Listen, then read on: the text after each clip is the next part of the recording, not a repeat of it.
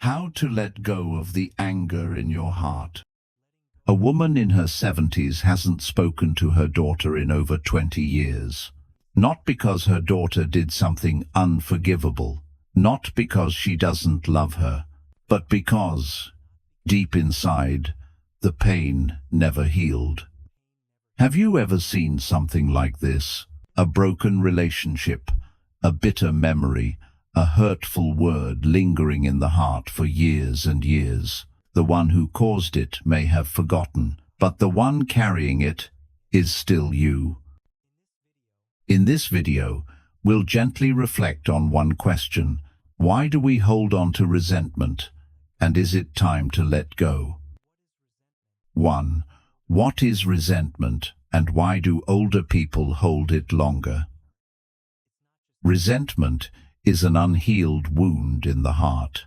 It's not just anger, it's anger that's been kept too long, buried deep, turning into a thorn inside our chest. Sometimes it starts small, a harsh word from a child, a careless act by a friend or sibling, a misunderstanding that was never cleared up. At first, we just felt hurt, but over time, it becomes a habit of remembering, replaying the story in our minds again and again, as if we need to hold on to it to prove that we were right. In old age, we have more time, and with that, more space to recall the past. And as we get older, we tend to remember longer. Not because we're stubborn, but because we've been hurt so many times that our hearts start building walls to protect themselves. But those walls can block new peace and joy from entering. We don't trust others. We don't open up. And slowly, we feel more alone. Young people forget quickly. Older people remember. But remembering doesn't mean we have to keep carrying. In the next part, we'll look at this truth. Forgiveness is not weakness. It's wisdom. 2. Forgiveness is not weakness. It's wisdom. Many people say, "I won't forgive." Then they'll think they were right. Forgiveness is soft.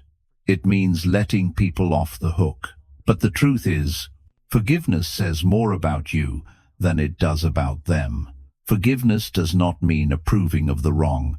It does not mean forgetting what happened. It certainly does not mean allowing that person to hurt you again. Forgiveness simply means, I no longer want to carry this pain in my heart. I choose to lay down the burden so I can live the rest of my life in peace. Anger is like a burning coal you hold in your hand, waiting to throw it at someone. But while you wait, you are the one getting burned. The Buddha taught, as long as you carry anger, even if the other person never apologizes, it is you who suffers each day. The one who can forgive is not weak. They are the ones strong enough to stop clinging to the past. The one who understands. Pain is real, but keeping it alive is a choice. You don't need others to understand you. You don't need them to say sorry. You don't need their permission. You forgive so your own heart can rest. But what if they never say sorry, never change? We'll explore that next. Forgiveness doesn't depend on the other person. 3. Forgiveness doesn't require the other person to change. One of the biggest blocks to forgiveness is this: we wait. We wait for them to realize. We wait for an apology. We wait for them to become someone better. But the truth is, some apologies will never come. Some people, out of pride, ignorance, or absence, will never admit what they did. So, if we keep waiting, we're giving our peace of mind to someone else. They don't change. We suffer. They stay silent. We stay bitter. But forgiveness is not a two-person act. It only takes one heart to decide. Holding on to this no longer serves me. You can forgive without saying a word aloud. You can forgive without the other person even knowing. You forgive because you deserve peace. There's a story of an old man who once said during a meditation retreat, "I held a grudge against my brother for 40 years. But yesterday I sat quietly and whispered in my heart, 'You hurt me.' But maybe you were hurting too. You're no longer here, but I don't want to carry this pain any longer." And I cried, but it felt like something lifted. We can't make others change, but we can choose how we live with our pain. So how do we really let go, not just say, "I forgive," but feel it deeply? 4. How to let go. Practical methods from the Buddha's teachings. You may have said before, "I've forgiven, but I still can't forget." That's very real. Forgiveness is not easy, especially when the wound runs deep. But Buddhist practice not only teaches us to forgive, it shows us how. Here are a few gentle and powerful practices. 1. Loving kindness meditation, metta bhavana. Each day, sit quietly for 5-10 minutes and silently say, "May I be well and at peace. May they be well and at peace. May all beings be well and at peace." Start with yourself to heal your own heart. When you're ready, gently send the same wish to the one you resent. You don't need to feel love yet. Just plant the seed. The heart will soften over time. 2. Reflect on impermanence and karma. Ask yourself, have I never hurt someone before? Is this emotion permanent or will it change? Everything changes, even those who hurt us. They may be suffering too. When you see this clearly, compassion begins to grow. 3. Write a letter you don't send. Write out everything you wish you could say. The pain, the anger, the memories, the longing. Then fold the letter, burn it, or keep it in a drawer. This is not for them. It's for you to finally speak your truth and release it. 4.